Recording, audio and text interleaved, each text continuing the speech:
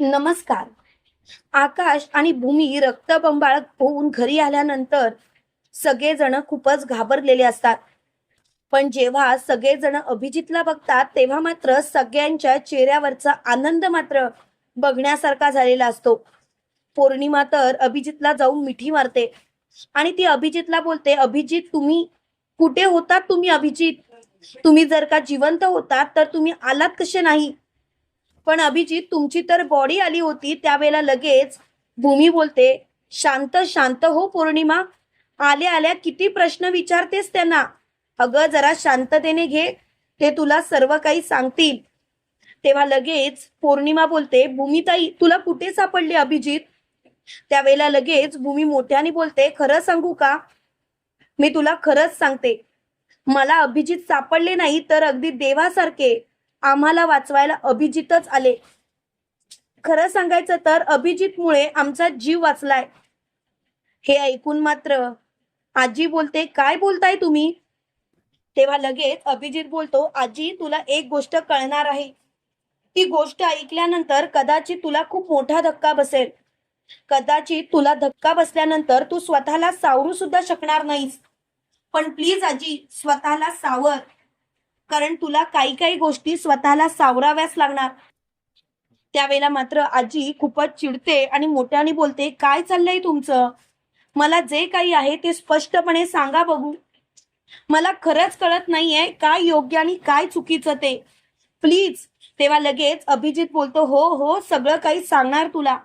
आणि सगळं काही आकाश सांकेतिक भाषेमध्ये आजीला सांगतो. सगळेजण हे ऐकून खूपच हताश होतात. आजी बोलते, कमाल आहे या रागिणीची, आणि स्वतःच्याच डोक्याला हात मारते. त्यावेळेला पौर्णिमा बोलते, म्हणजे माझ्या नवऱ्याला मारण्याचा प्रयत्न त्याच्या स्वतःच्या आईने केला, त्या रागिणी पटवर्धनने? ही आई आहे की कोण आहे? कैदासीन आहे कैदासीन. मला एक गोष्ट कळत नाही, एक आई आपल्या मुलाचा जीव कसा काय घेऊ शकते?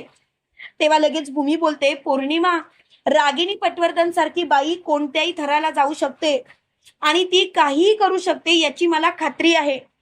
पण तू मात्र माझ्या आकाशला या सर्व गोष्टींसाठी आरोपी ठरवलंस. त्याच्यावरती सगळे आरोप केलेस, पण तुला मात्र मी कितीतरी वेळा सांगत होते, माझ्या आकाशने काही केलेलं नाही. पण तू मात्र माझ्यावर विश्वास ठेवत नव्हतीस. तुझं मात्र एकच की नाही, आकाशच चुकीचं आहे. पण बघितलंस, शेवटी कळलं तुला कोण चुकीचं आहे ते. प्लीज माझ्यावरती विश्वास ठेव. मला तर आता या गोष्टींमध्ये पडायचंच नाही. मुळात या गोष्टींवरती मला विश्वासच ठेवायचा नाही आहे. हे जे काही चालू आहे ना, ते चुकीचं चालू आहे आणि त्यासाठी मी तुला कधीच माफ करणार नाही म्हणजे नाही. तेव्हा मात्र तिला खूपच राग आलेला असतो. तेवढ्यात मात्र आकाश आजीला बोलतो, खरं सांगू का आजी, माझा तर आता रागिणी पटवर्धन हिच्यावरती विश्वासच राहिला नाही. रागिणी पटवर्धन काय काय करू शकते हे मला कळून चुकलंय. आणि रागिणी पटवर्धन सारख्या बाईला तर धडा शिकवलाच पाहिजे. तेव्हा लगेच आजी बोलते, आकाश शांत राहा. अरे नको त्या बाईला उगाच शिक्षा करूस. अरे डोक्याला ताप आहे या बाईचा. मुळात या बाईच्या नादालाच लागू नकोस. तेव्हा लगेच भूमी बोलते, आजी, असं घाबरून राहून चालणार नाही आपल्याला. प्रत्येक वेळेला जर का आपण असं घाबरून राहिलो तर सगळं काही हातातून निसटेल. आणि मला तर याच गोष्टीचा त्रास होतोय. मला तर असं वाटतंय की रागिणी पटवर्धनला आपण धडा शिकवलाच पाहिजे. जोपर्यंत आपण रागिणी पटवर्धनला धडा शिकवत नाही तोपर्यंत ती बाई सुधारणारच नाही. तेव्हा लगेच मोठ्यानी आकाश बोलतो, या वेळेला मी तिला सोडणार नाही. माझ्या आई वडिलांचा जीव घेतला तरी सुद्धा मी तिला एक शेवटची संधी दिली. भूमी प्रत्येक वेळेला रागिणी हत्येच्या विरोधात असते तरी सुद्धा मी तिला समजून घेण्याचा प्रयत्न केला, पण आता मात्र नाही. आता काही झालं तरी सुद्धा मी कधीच तिला माफ करणार नाही म्हणजे नाही. मला तर आता तिच्याशी बोलायचीच इच्छा राहिली नाही. काय करावं तेच मला कळत नाही, समजत नाही. पण आता मात्र मला तिला धडा शिकवायचाच आहे आणि त्याशिवाय मी गप्प राहणार नाही म्हणजे नाही. मला तर समजतच नाही की काय करावं ते. पण लवकरात लवकर मला या गोष्टीचा काहीतरी विचार केलाच पाहिजे. आणि त्यासाठी मी काही ना काहीतरी करणार, पण ते काय याच गोष्टीचा मी विचार करतोय.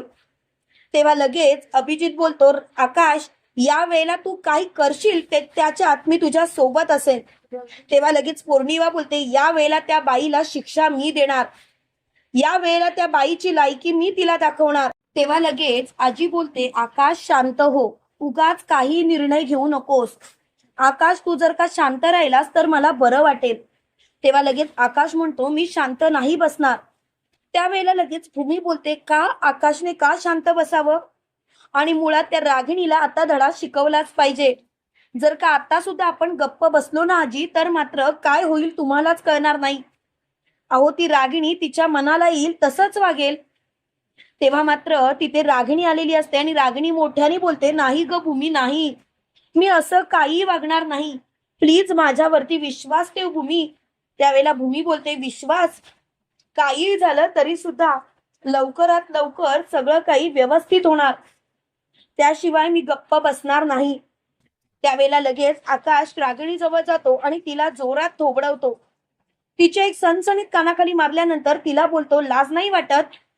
तेवढ्यात मात्र इकडे पौर्णिमाने पोलिसांना फोन केलेला असतो आणि इन्स्पेक्टर साहेब तिथे आलेले असतात. त्यावेळेला पौर्णिमा रागिणी जवळ जाते आणि तिला म्हणते, मला लाज वाटते तुम्हाला माझी सासू म्हणायची. खरं तर तुम्ही असं कसं काय वागू शकता तेच मला कळत नाही. मुळात तुम्ही जरा तरी विचार करायला पाहिजे तुमच्या वागण्याचा, पण तुमचं वागणंच मला पटत नाही आहे. प्रत्येक वेळेला तुम्ही स्वतःच तेच खरं करताय, पण आता मात्र मी शांत नाही बसणार. एकेकाला एकेकाची लायकी मी दाखवणारच, त्याशिवाय मी गप्प राहूच शकत नाही. तेव्हा मात्र तिला खूपच चिडचिड झालेली असते. त्याच वेळेला लगेच भूमी बोलते, पौर्णिमा पौर्णिमा शांत हो, उगाच चिडचिड करू नकोस. त्यावेळेला पौर्णिमा बोलते, मला चिडचिड करायचा प्रश्नच येत नाही आणि मला तर आता याविषयी काही एक बोलायचंच नाही. मुळात जे काही चालू आहे ना ते चुकीचं चालू आहे, मला कळून चुकलंय, पण आता मात्र मला कोणाशीही बोलायची इच्छाच राहिली नाही. काय चाललंय या घरात सांगा ना?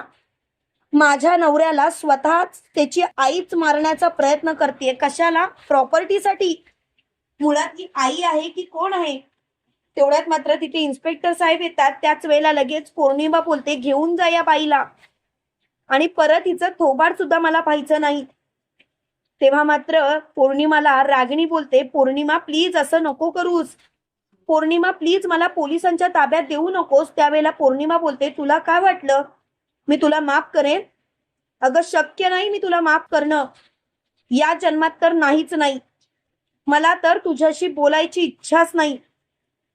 मुळात खरं सांगू का रागिणी पटवर्धन, तुला मला तुझी योग्य ती लायकी दाखवायचीच आहे.